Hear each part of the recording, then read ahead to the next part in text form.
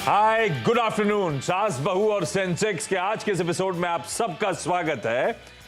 आज मदद करेंगे हम लोगों की कोलकाता से ओम कैपिटल के राजेश अग्रवाल साहब। Rajesh ji, good afternoon. दृश्यम 2 के टिकट बुक करें कि नहीं करें? सर बिल्कुल करिए। नहीं, आपने कर दिया क्या वीकेंड के लिए? अच्छी हुई थी। अभी तो नहीं करी है, कल कर लूंगा। ये आप इंतजार कर रहे हो दृश्यम 2 का कि आपने वो मलयालम वाली देख डाली है? नहीं, इस बार मैंने मलयालम वाली नहीं देखी क्योंकि फिर सस्पेंस खराब हो जाता है और ये सस्पेंस मूवी होगी ऑब्वियसली, जैसे पिछली बार थी। तो इस वजह से नहीं देखी मैंने मोहनलाल वाली। अभी मैं इसलिए एकदम से दिमाग में आया कि अभी मैं आने से पहले इसी की चर्चा कर रहा था, तो किसी ने मलयालम वाली स्टूडियो न्यूज़ रूम में देखी हुई है तो बता रहे थे बहुत ही अच्छी मूवी है, देखने लायक है। खैर नहीं, मैंने भी सुना है कि बहुत ही अच्छी हुई है। मैंने भी नहीं, खैर मैं ऊपर देखूं या नीचे पढ़ता रहूं बड़ा मुश्किल हो जाता है, इसलिए छोड़ देता हूं ऐसी मूवीज को मैं। चलिए, सवाल जवाब किस तरह की शुरुआत कर रहा हूं उससे पहले आप लोग की स्क्रीन पे WhatsApp number, toll free number, Twitter IDs आएंगे, प्लीज रीच आउट करिए। मंडे टू फ्राइडे हर दिन कोशिश होगी इस समय 12, 12:30 से 1 के बीच में आप लोग की सारी क्वेरीज हम लोग, महिलाओं की सारी क्वेरीज हम लोग सॉल्व करें। लाइए मार्केट, थोड़ा सा वो कंसोलिडेशन का दौर जिसकी बात रह के हो रही है, वैसे ही थकावट के साथ आज फिर कामकाज होता हुआ। निफ्टी फ्लैटलाइन के आसपास, कल के लेवल से कुछ हल्की कमजोरी, 30 पॉइंट के दबाव के साथ इस समय कामकाज करता है। ये अक्रॉस द बोर्ड ऐसे ही मूड है। निफ्टी, सेंसेक्स, निफ्टी बैंक सब हल्के सी कमजोरी के साथ, सुस्ती के साथ इस समय थर्सडे के दिन, वीकली एक्सपायरी के दिन कामकाज कर रहे हैं। ब्रेथ, अच्छा, इंटरनल जरूर दिक्कत वाले हैं, तो वो कल भी हाईलाइट ये था कि कल भी मिड कैप्स पेन में थे, ब्रेथ दबाव में थी, तो आज भी सिलसिला वैसे ही है। तो लार्जली लार्ज कैप्स ही दरअसल इंडेक्स मैनेजमेंट के थ्रू हम अच्छा मूव्स देख रहे थे, अभी वो भी पस्त पड़े हुए हैं क्योंकि फ्लोज थोड़े से ड्राई आउट होते हुए, कंसोलिडेशन कह लीजिए, और थोड़ा सा ब्रॉडर मार्केट्स का पेन ज्यादा एविडेंट है। खैर, सवाल जवाब के सिलसिले की शुरुआत कर रहा हूं। आज हमें सतला, रतलाम, तो आज तो एमपी जाना है 2 बार, और बुलंदशहर यूपी जाना है। पहले सतना जा रहा हूं। निशा चक्रवर्ती आपको आपकी स्क्रीन पे नजर आएंगी। निशा मैम, हाय, गुड आफ्टरनून। निशा मैम, कब शेयर बाजार में आए, कैसे शुरुआत हुई, कितना समय हो गया? सर मेरे को 1 ईयर हो गया है सर। एक साल पहले। और कैसे आए, क्यों आए, पहले से इंटरेस्ट था या कोई और रीजन था निशा मैम? सर मेरे हस्बैंड ने मेरे को इसके बारे में इन्वेस्ट करने के लिए। हाँ, ठीक बात। निशा मैम, पहला सवाल क्या अग्रवाल साहब के लिए? सर अडानी पावर्स है 59 शेयर 159 में, इसके लिए सर क्या करें? लाइए भाई, स्टॉक में जाएंगे डायरेक्टर साहब। अदानी पावर दिखाइए, 59 शेयर 159 की खरीद भी ली है, ठीक है। तो अच्छा, ये लिया क्यों था निशा मैम? ये लॉन्ग टर्म के लिए लिया हुआ था या ट्रेडिंग वेडिंग का मन था? कोई किसी लॉजिक से लिया था क्या? सर लॉन्ग टर्म के लिए। राजेश सर, बढ़िया रहा। अरे ये चुना किसने, आपने चुना, हस्बैंड ने चुना?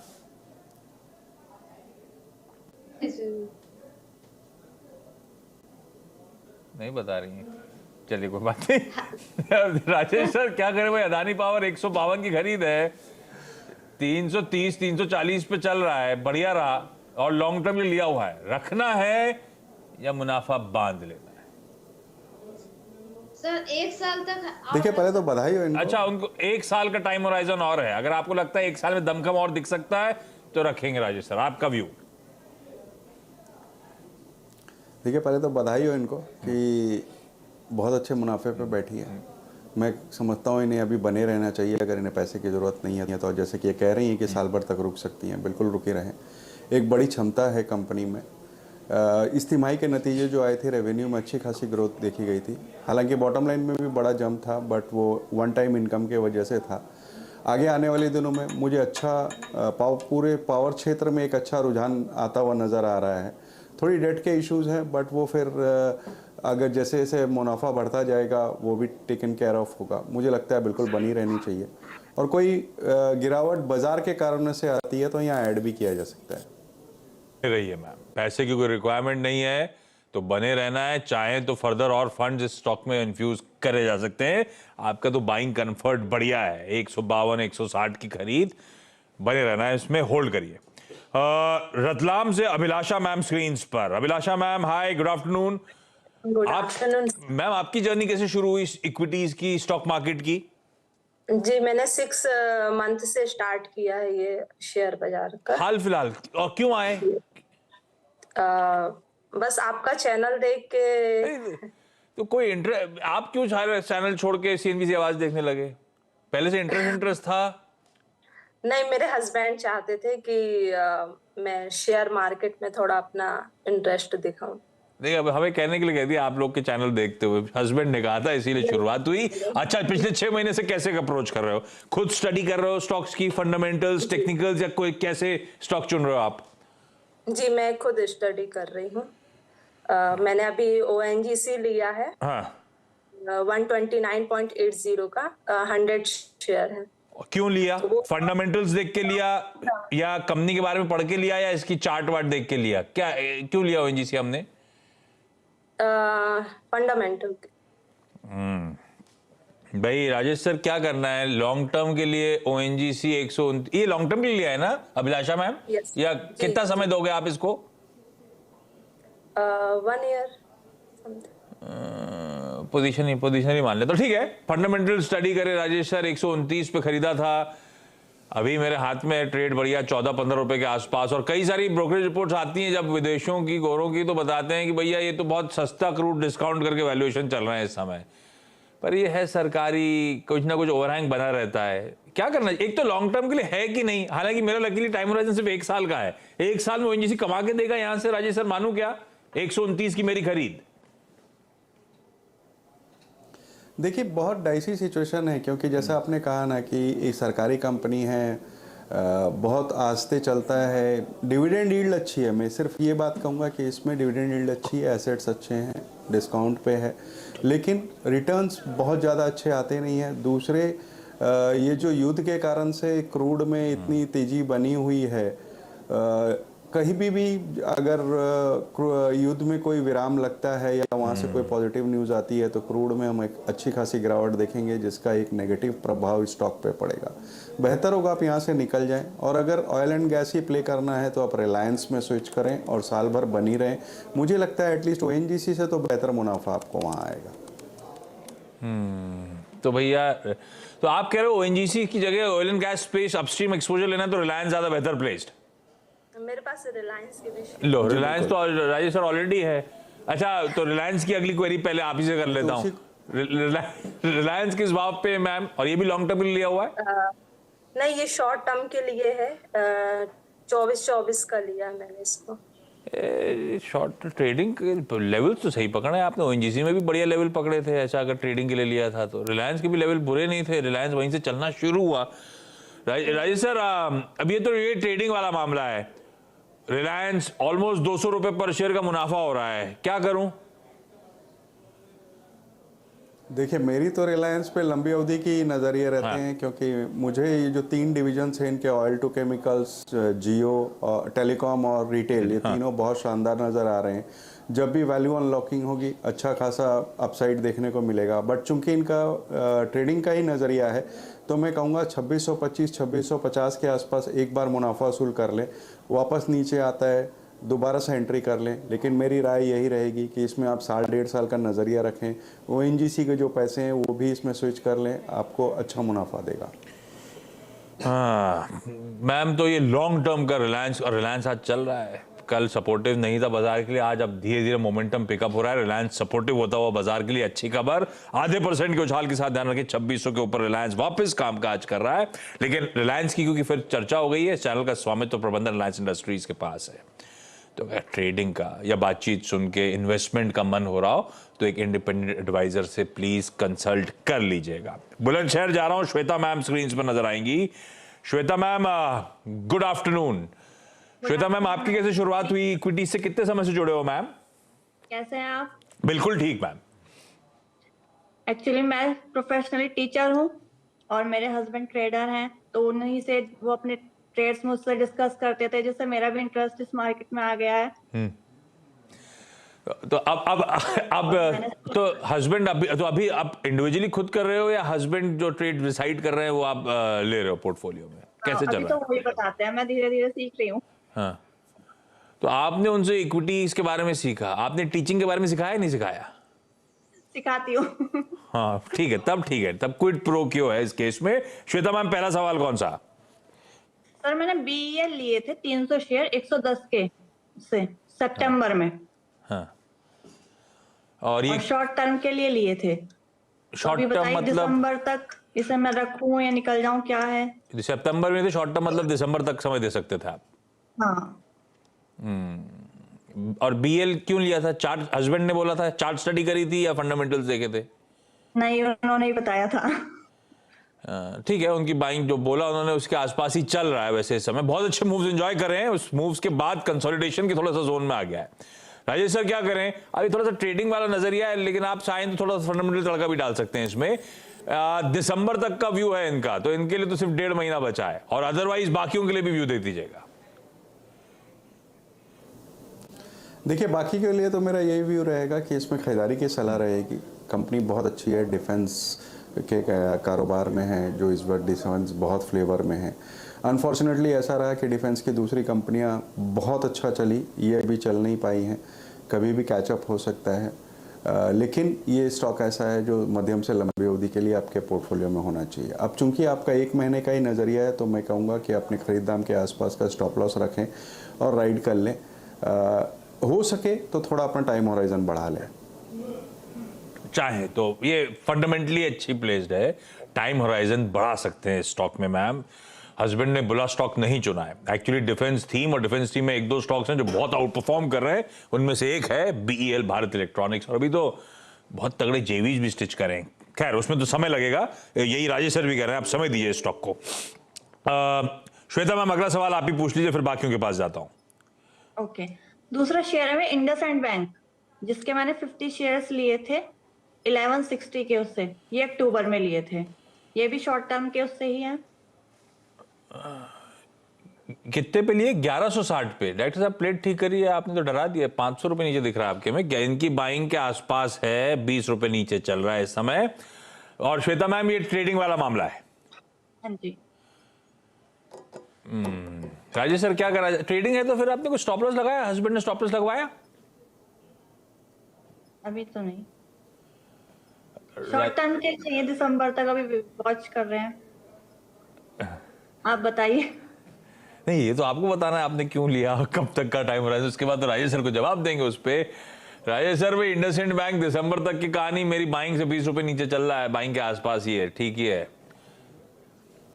ये कहना मुश्किल है अगर, तो ये बताइए बैंक्स को लेकर, बैंक्स में इंडसइंड बैंक प्रेफर्ड है या नहीं है इस समय? देखिए, मैं ये कहूँगा कि जो नतीजे आए थे वो ठीक ठाक आए थे। उस समय बहुत ज़ोर से गिर गया था, लेकिन ये एक अच्छी बाइंग अपॉर्चुनिटी है। आपका शॉर्ट टर्म का नज़रिया है तो 1090 का स्टॉप लॉस लगाएं, अन्यथा थोड़ा सा टाइम होराइजन बढ़ाएं, जो कि मैंने पहले भी आपको कहा है। बनी रहें स्टॉक में, एक अच्छा बैंक है, आने वाले दिनों में अच्छे नंबर्स की पूरी उम्मीद है। और बैंकिंग अभी फ्लेवर में भी है, जिस तरीक़ा से इकोनॉमी ग्रो होगी, बैंकिंग में रुझान आएगा, मुझे लगता है बिल्कुल आपको बनी रहना चाहिए।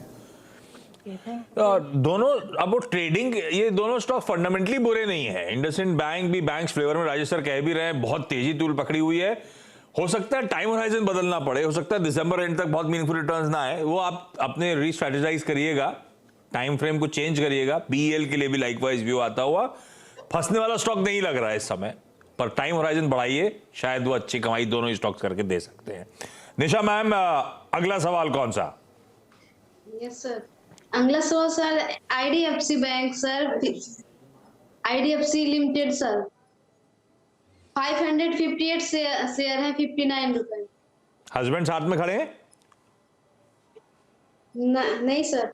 अरे बता सकते हो, कोई प्रॉब्लम थोड़ा ना है। अच्छा, IDFC लिमिटेड है।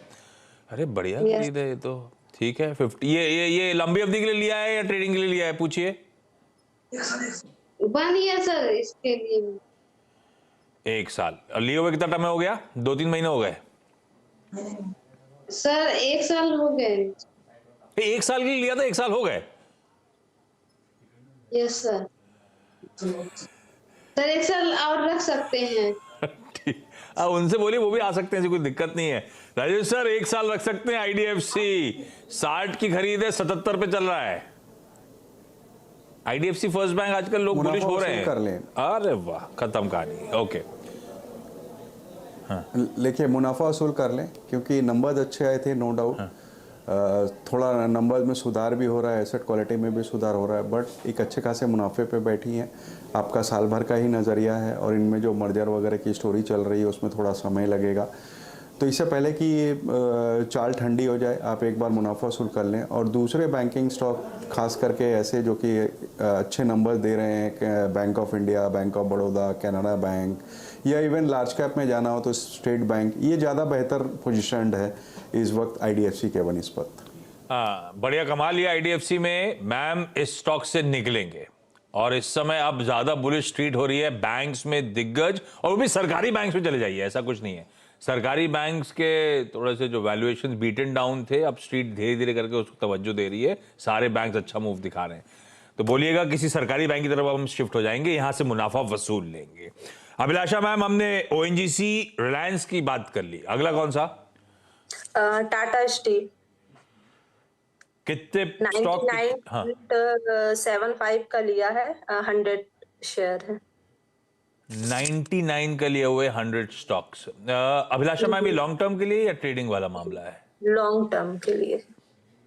ये ट्रेडिंग वाला स्टॉक आपने लॉन्ग टर्म के लिए लिया हुआ है। राजेश सर क्या करें भाई, मेटल साइकिल पकड़ना थोड़ा मुश्किल हो जाता है, कंफ्यूजन ही कंफ्यूजन है। इसके फंडामेंटल्स देखूं कि ग्लोब में क्या चल रहा है ये समझूं। मैंने लॉन्ग टर्म के लिए लिया हुआ है, 99 भी लिया हुआ है, 105 का है लॉन्ग टर्म। पिछली बार उन्होंने कहा था 1 साल, तो पकड़ लेता हूं 1 साल का टाइम होराइजन। कैसा लग रहा है टाटा स्टील सर इन लेवल्स पे? देखिए बन ही रहे हैं स्टॉक में, मुझे अच्छा लग रहा है। कोई गिरावट आती है तो ऐड भी कर सकते हैं। एक बड़ी क्षमता है न केवल भारत में बल्कि विदेशों में भी। और जिस तरीक़ा से ये इन्होंने अनाउंस कर रखा है ना अपनी मर्जर वगैरह का, उसके बाद एक बहुत बड़ा कैपेसिटी होकर उभर कर आएगी। और मुझे लगता है कि ये स्टॉक में बिल्कुल बने रहना चाहिए। कोई गिरावट आती है 100 रुपये, 98 रुपये के आसपास, तो वहाँ ऐड भी किया जा सकता है। बने रहिए मैम, अच्छा है, बल्कि गिरावट में फर्दर ऐड करने का भी भरोसा राजेश सर दे रहे हैं। अच्छा लग रहा है उनको ये स्टॉक। निशा मैम, अगला कौन सा? Sir L&T finance sir 105 share है, 82 शेयर, 82 में रुपए में। स्टॉक दिखाई डायरेक्टर साहिबा। 82.5 की खरीद एल&टी फाइनेंस, और ये ट्रेडिंग वाला है, लॉन्ग टर्म वाला है, कुछ बताओगे आप? ट्रेडिंग सर, ट्रेडिंग के लिए सर। ट्रेडिंग के लिए कोई भी स्टॉक पे स्टॉप लॉस लग रहा है नहीं लग रहा है, ये बताओ। लगाना है सर। नहीं, मतलब नहीं लगाया है। राजेश सर क्या करें भाई, ट्रेडिंग ये तो वैसे फंडामेंटली तो अटका हुआ मामला ही है। One of the rank under performers NBFC space का। ट्रेडिंग में कोई गुंजाइश है क्या? मेरी खरीद के आसपास ही 1-1.5 रुपए नीचे चल रहा है। निकल जाए, एक ही शब्द कहूँ ना, क्योंकि जैसा आपने कहा ना, रैंक अंडर परफॉर्मर है। पिछले 10-12 साल से कुछ परफॉर्म करके दिया ही नहीं है। लगातार कुछ खबरें आती हैं, बट स्टॉक में कुछ नहीं होता है। और मुझे नहीं लगता है कि बहुत जल्दबाजी में कुछ होगा। बेहतर होगा आप निकल जाएं। एनबीएफसी स्पेस में दूसरे बहुत अच्छे अच्छे नाम है, पूना वाला कह लीजिए, बजाज फिनसर्व कह लीजिए, एबी कैपिटल कह लीजिए, वहाँ स्विच कर लें। वहाँ पे आपको बेहतर मुनाफा हो सकता है। मैम स्विच करेंगे, एल&टी फाइनेंस होल्डिंग से बाहर निकलेंगे, और अगर एनबीएफसीज में ही एक्सपोजर लेना है तो बेहतर विकल्प हैं। कोई पूना वाला फिनकॉर्प, कोई बजाज फाइनेंस, कोई आदित्य बिरला, इनमें से किसी में आप एक्सपोजर लीजिए, ज्यादा अच्छा। आप कुछ कह रही थी जब राजेश सर कुछ कह रहे थे। Yes sir. क्या कह रहे थे? सर एल&टी फाइनेंस को सर 84 में भी लिए हैं, 90 में भी लिए हैं, मतलब इसको ऊपर से फंसे हुए हैं। राजेश सर कह रहे हैं एग्जिट ही करना है। ठीक है, एग्जिट करिए और कोई बेहतर फ्रेंचाइज की तरफ मूव करिए। अभिलाषा मैम, आखिरी सवाल का समय रह गया है बस। आपने ओएनजीसी, आपने रिलायंस, आपने टाटा स्टील बात कर ली, शायद इन्फोसिस दिख रहा है या कुछ और है सवाल? यस सर, इन्फोसिस है, 100 शेयर है, 1554 के हैं। क्यों, ये ट्रेडिंग वाला है कि लॉन्ग टर्म वाला? यस, नहीं ट्रेडिंग वाला है, बट अच्छा प्रॉफिट मिलेगा तो इसको लॉन्ग टर्म के लिए रखूंगी। हाँ ठीक बात। 1533 तो ट्रेडिंग वाले के हिसाब से तो कोई टारगेट बनाया होता, समय सीमा तय करी होती। 1533 का 90 तो आ ही गया था। ट्रेडिंग में इससे ज्यादा जूस और निकालने का मन था क्या? राजेश सर क्या करूं भाई, अब आप जो बोलोगे वो करूंगा। 1590 पे खड़ा हुआ है, ट्रेडिंग वाला मामला था, मुनाफा वसूल लूं, यहां लगता है खरीद अच्छी हो गई है, लॉन्ग टर्म के लिए बन रहा हूं। पैसा जा बनेगा जो आपको कहे वैसा, अगर और बनने का दम का मैं तो होल्ड कर लूंगा। देखिए, अगर आपका 1.5 साल का टाइम होराइजन है, बिल्कुल बनी रहे स्टॉक में। मुझे लगता है कि अच्छा रन अप देगा। कुछ नेगेटिव इन्वायरमेंट आईटी कंपनियों की तरफ हो गए थे जिससे मुनाफा वसूली हुई, लेकिन मुझे लगता है कामकाज बहुत अच्छा चल रहा है, मार्जिन्स बेहतर आए थे, गाइडेंस अच्छे आई हैं, बने रहने चाहिए। और अगर आपका ट्रेडिंग का ही नज़रिया है तो 1615 1620 के आसपास एक बार मुनाफा वसूल कर लें और गिरावट में दोबारा एंट्री कर लें। ये आपको कॉल लेना है मैम, करना क्या है? ऊपर के लेवल से बेच के फिर गिरावट में एंट्री कर लें, ट्रेडिंग का नजरिया है तो। अदरवाइज 1-1.5 साल रखिए, शायद अच्छा मुनाफा इन्फोसिस बना के देगा। Nisha ma'am, Abhilasha ma'am, Shweta ma'am, thank you so much जुड़ने के लिए। राजेश सर थैंक यू बड़ी तरीके से सारी क्वेरी सॉल्व करने के लिए। ब्रेक ले रहा हूं, ब्रेक के उस पार जब लौटेंगे तो एक क्विक मार्केट चेक।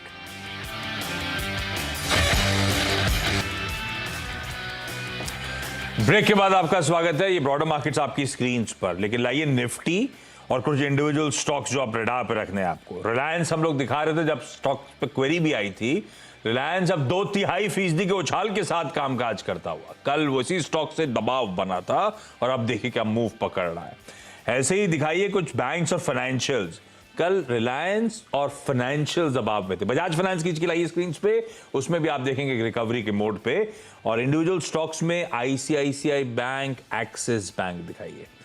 तो इस समय रिलायंस और कई सारे फाइनेंशियल जो हैं अब मूव दिखाने की कोशिश करते हुए आपको नजर आएंगे, तो वॉच आउट करिएगा। एक्सपायरी के दिन अब सेकेंड हाफ इंटरेस्टिंग हो चला है। ब्रेक ले रहा हूं, ब्रेक के उस पार मिड कैप बंद। नमस्कार।